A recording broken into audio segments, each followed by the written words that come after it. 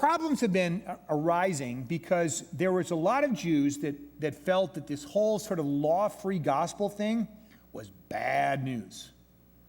They felt that in order to really be a Christian, you needed to be circumcised and keep the law of Moses in addition to believing in Jesus. It was sort of a Jesus plus formula. And Paul was all about Jesus only, and they were about Jesus plus. And for the Apostle Paul, for him, this was the gospel itself was at stake. If you kind of caved into a Jesus plus gospel, that's not the gospel at all.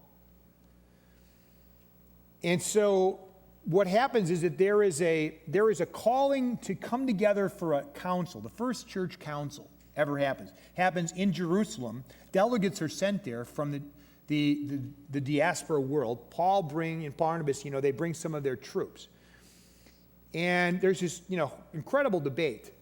And, the Judaizers, the guys that were into the Jesus plus thing, they're just on Peter's case big time. They're on Paul's case big time. Finally, Peter stands up and says, listen, you guys. It was the Holy Spirit who came on the Gentiles. I didn't have anything to do with it. I was in the middle of my message. I hadn't even got to the just as I am part.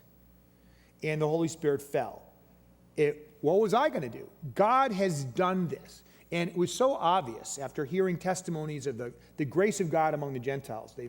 James, who's now James, the brother of Jesus, the physical brother of Jesus, who's now apparently the leader of the church of Jerusalem, says, you know what?